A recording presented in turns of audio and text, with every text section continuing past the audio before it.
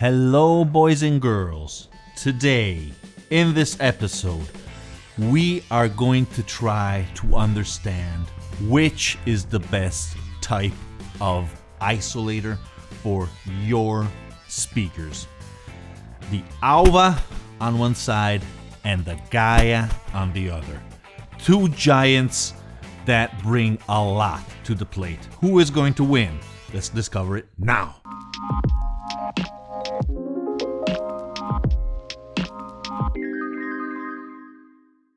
Okay, guys, so as you may recall, a few years at this point ago, I reviewed the GAIAs for my Triton reference speakers.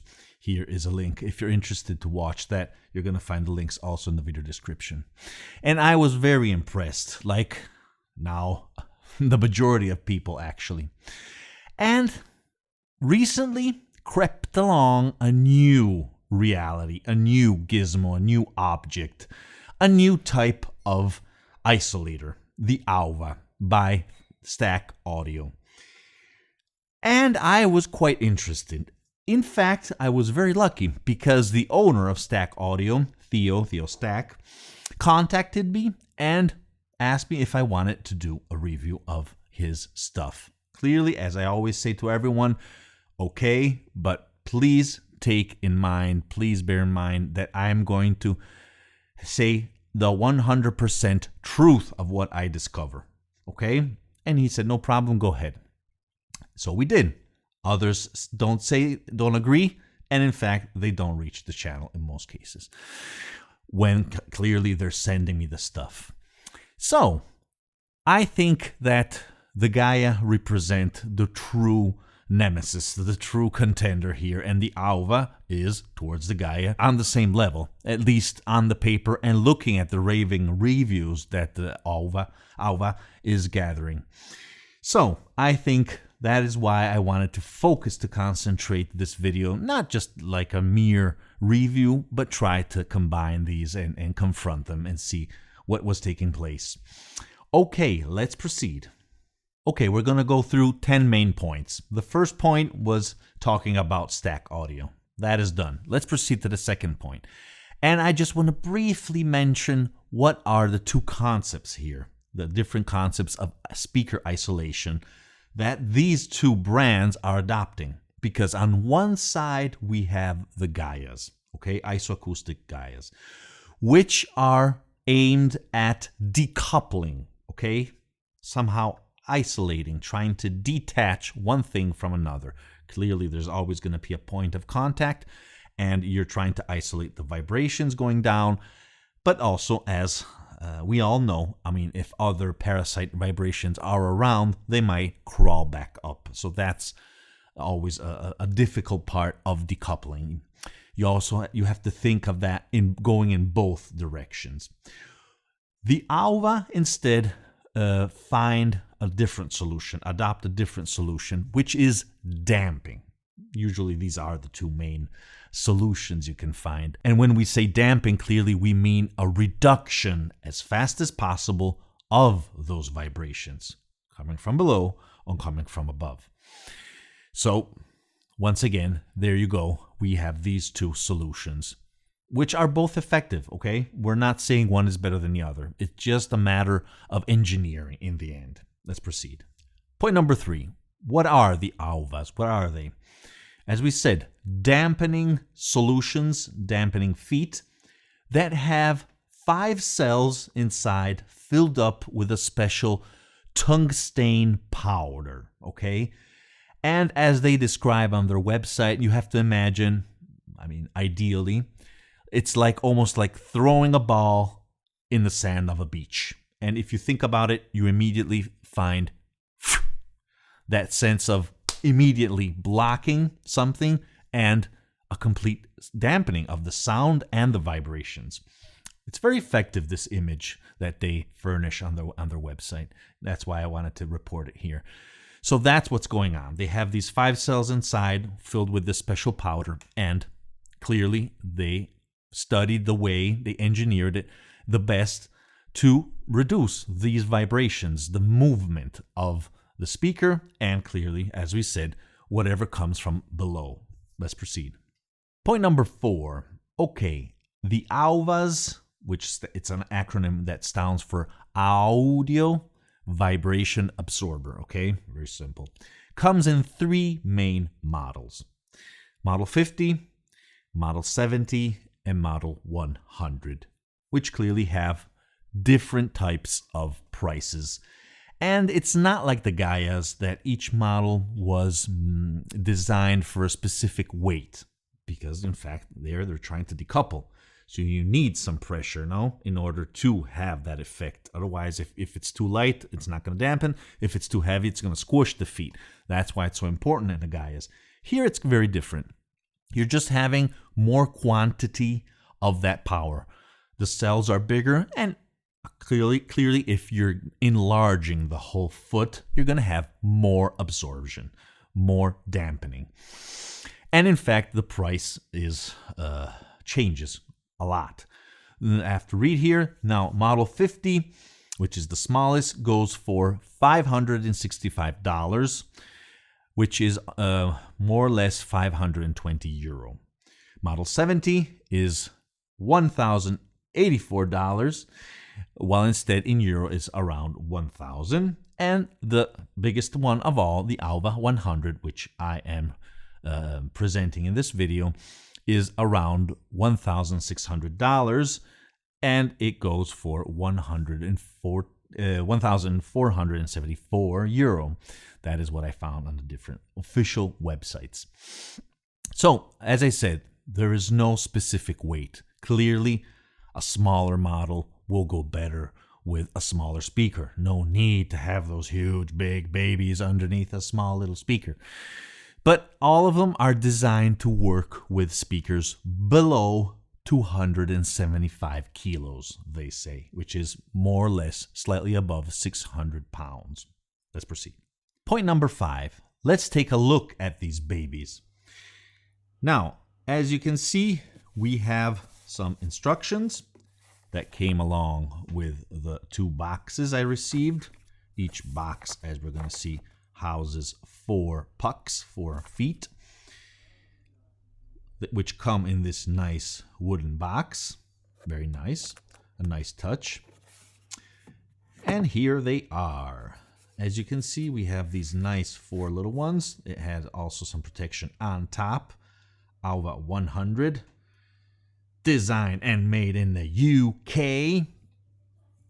And I must say that, as you can see, there is this felt below them, which I like a lot. Very, very nice. There's also these little small points which you can screw on each foot, which help when you have carpets or things, soft things beneath them. If you had a hard floor, if you like me, no need. You don't have to use them. You can use directly the feet on the ground. Here you can screw them on, as you can see. There's that nice little felt I was talking about. And as you can see, we have a nice little tissue, a wipe to clean your contacts, so you're ready to go, since they assume that you're getting ready with your speakers. And the different bolts to screw them on. Clearly, they come with different measures. You can also agree with Theo which type you need, so don't worry about that. It comes also with a little wrench, so you can somehow regulate the feet at that point, the height, just like for the Gaias. And here is the baby. Beautiful. I think you can hear the tungsten inside. Very cool. I like the looks a lot. And as you can imagine, they're going to go perfectly with my Altec 19, at least from the aesthetic point of view. Very heavy. And as you can see, you just need to screw in this part here with 1 or 2 bolts. They say 2 because with the other one on top, you can regulate the height with the little wrench, as you can see. Very nice. Point number 6, mounting the AUVAs. Now I want to show you. I don't want to just talk about this randomly or hypothetically. No, I did this and I want to show you. So as you can see, and it took some time because, as you can imagine, and a lot of people are going to cringe here, I had to drill holes and put some special bolts in here in order to house the AUVAs and clearly also the GAIAs. So here I'm in the process of installing the 4 feet, as you can see. Okay, I also want to show you that I installed the GAIAs because a lot of people are saying they're doing this, but are they really? It's a pain in the ass, I'm sorry for my French, when you have to install these things on these huge, gigantic speakers, especially when they don't have places, screw-ins for the feet. In any case, let's take a look now at the GAIA. I bought on purpose, just for the event, 2 full sets of GAIAs, one, in order to have a fair comparison, as you can see. Isoacoustics Gaia I. This is just to show you empirically that I am doing things correctly, because sometimes I take this for granted that people believe me. So I think it's fair sometimes to show what I'm doing. And in fact, afterwards, we're also going to do a little comparison, audio comparison. Okay, I want to dedicate a special point to the installment, okay? Because sometimes maybe it's not that clear how important this is. Now, the GAIAs have rubber feet, okay? Which I'm sure it's something very useful in order to set them in a specific position and so they can't move. Also, the GAIAs have adapters for carpets, but I think they reduce greatly the impact on their technology. In any case, I'm always using them normally without spikes or anything, both of them. Now, the GAIAs have rubber feet, and they have to face the person, they have to face a front, a head. That is very annoying to install, trust me. That is why I did like a lot the AUVAs, because they have those felt pads below. It's a breeze to move the speaker, especially when there's weight on them, and there's no direction to them. You can screw them on however you want. It may seem banal, but trust me, once again, it's something important which I wanted to highlight. Let's proceed. Okay, point number 7. Finally, the AUVAs versus the GAIAs. Now, I did just 2 brief listening sessions for the video, clearly, but I also listened on my own other tracks. But I just recorded the first 2 because I wanted to share this on video. So it's not just going to be me talking about the sound, but maybe you can find something in these videos. It's just a very simple shot of the system reproducing music, once with the GAIAs and once with the AUVAs. I'll write below the video which is which, okay? Even though you'll see them from the images. Just so you can have a better idea of what's going on. Clearly, it's not like being here, okay? So my take does have value, and afterwards I'll give it to you. But first, I want to let you listen to these tracks. Let's go.